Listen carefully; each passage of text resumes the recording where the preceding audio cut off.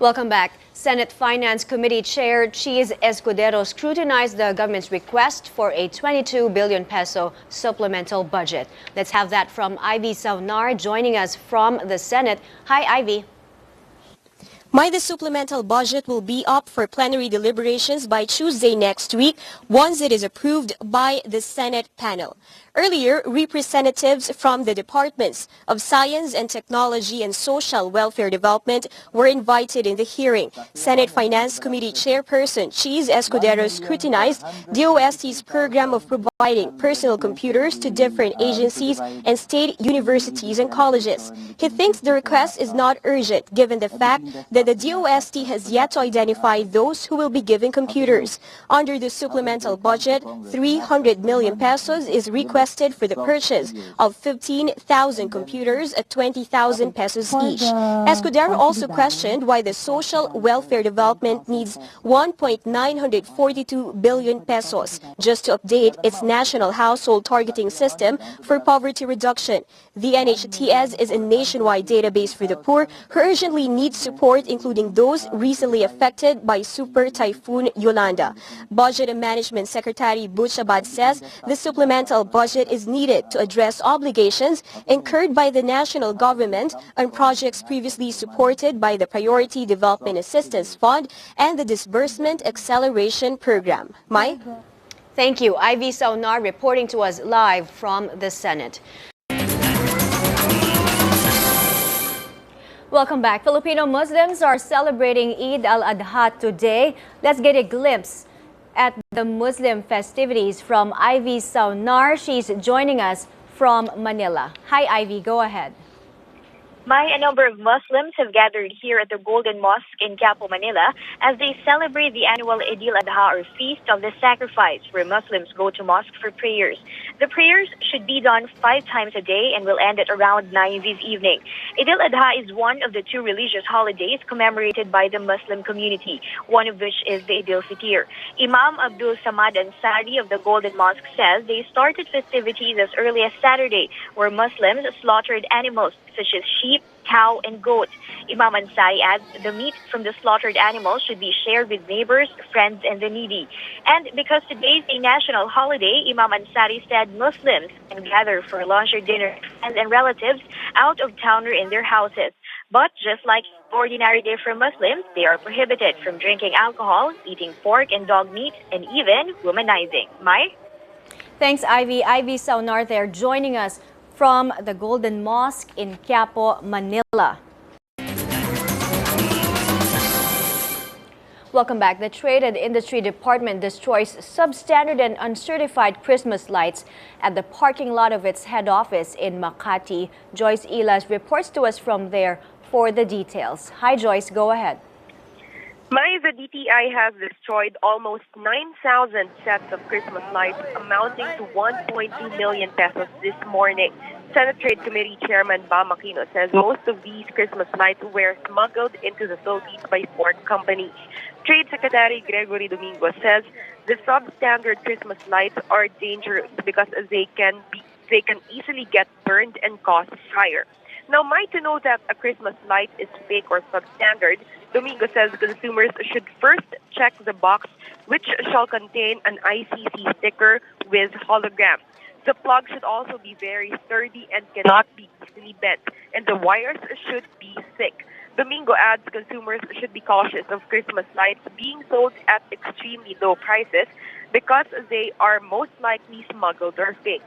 Both Domingo and Aquino admit that the problem of the proliferation of fake Christmas lights has been recurring every Christmas season. Now, because of this, Aquino says he is studying increasing the penalty for importers who smuggle fake Christmas lights into the country and retailers who sell them to consumers. Now, aside from the destruction of the Christmas lights, the DTI also inspected the prices of Noche Buena items being sold in a grocery in Baclaran and Makati today. Aquino and Trade Undersecretary Vic Dimagiba said, though, that they did not see any overpriced items in the groceries. Now, the DTI also posted the list of suggested retail prices, or SRPs, of several Noche Buena items at the grocery stores, such as ham, fruit cocktails, cheese, sandwich spread, mayonnaise, queso de bola pasta or spaghetti macaroni, spaghetti sauce, and tomato sauce. Now, DTI Undersecretary Vic De Magiba says consumers can use this list of SRPs or suggested retail prices as guides when buying or when doing their grocery.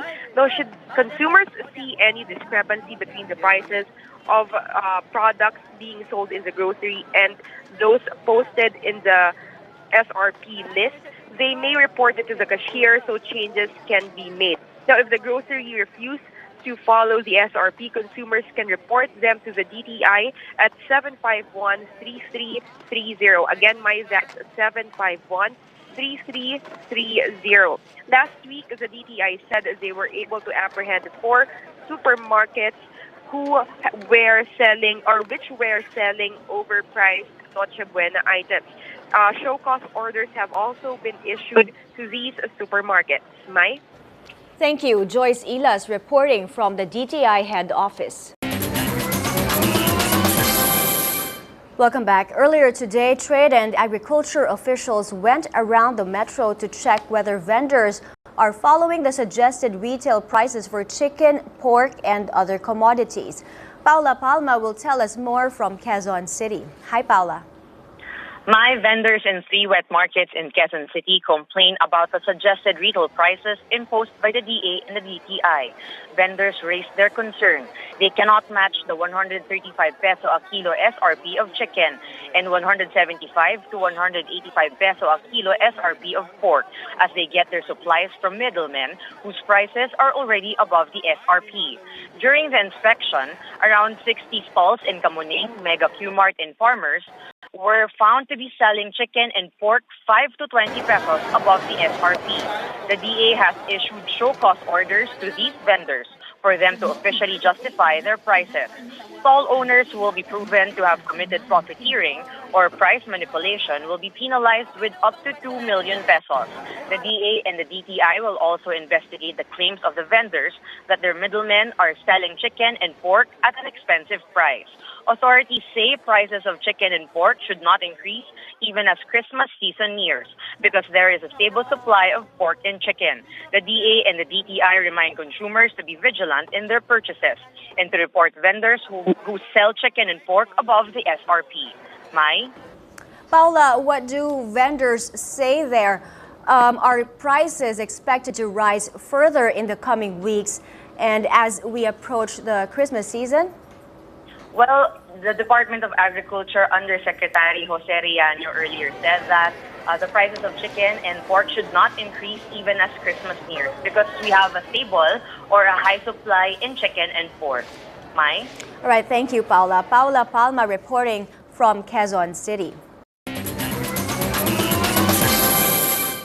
Welcome back. Local volcanologists have lowered the alert level over Mayon volcano, which means over 11,000 evacuees can now return to their homes. Our correspondent Jean Heronga reports to us from Albay. Hi, Jean. Go ahead. Yes, Mai. 2,860 families or 11,712 individuals can now go back to their homes as the Albay Public Safety and Emergency Management Office released an advisory today of full decampment of the remaining evacuees of Mayon after the Philippine Institute of Volcanology and Seismology lowered the alert level to 2.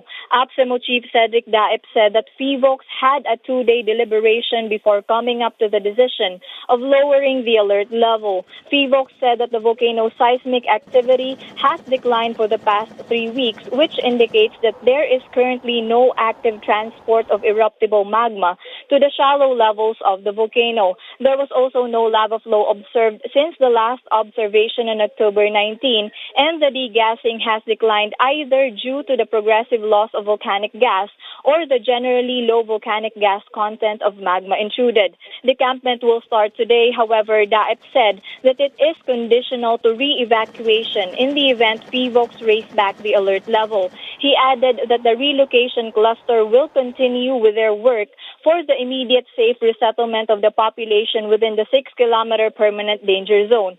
Daep also said that no ATV beyond lava front, no mountain climbing, orchid picking, and vegetable harvesting in the 6-kilometer permanent danger zone are still in effect since FIVOC said that the lowering of alert level should not be interpreted that the volcano's unrest has ceased. Mai? Thank you, Jean Heronga, reporting to us from Albay. Welcome back. The Sandigan Bayan rejects the inhibition of 3 justices from the plunder case of Senator Jinggoy Estrada. Patricia De Leon has the latest for us from the anti-graft court. Hi, Patricia. In an unbanked decision, 11 justices of the Sandigan Bayan voted unanimously that the 5th Division justices will continue handling the PDAF-related cases of Senator Jinggoy Estrada. This after a letter asking for a recursal was submitted by Associate Justice Rolando Jurado, who is the chairperson of the 5th Division, Associate Justice Alexander Gesmundo, and Associate Justice Maria Teresa Estuesta. Presiding Justice Amparo Cabotaje Tang said that the personal reasons cited by the 3 justices were not compelling enough, but she did not divulge the personal reasons given by the justices as per their request.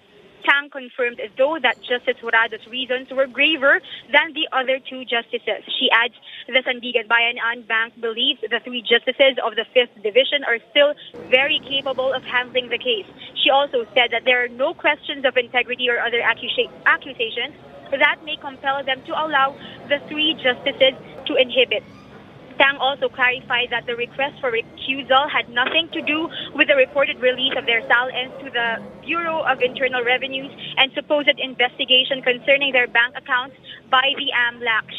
She also mentioned that an official of AMLAC went to the Sandigan Bayan yesterday to tell the Sandigan Bayan justices that there are no investigations being conducted by AMLAC in their bank accounts. She also clarified that there was no pressure coming from Malacanang for these 3 justices to request for a recusal.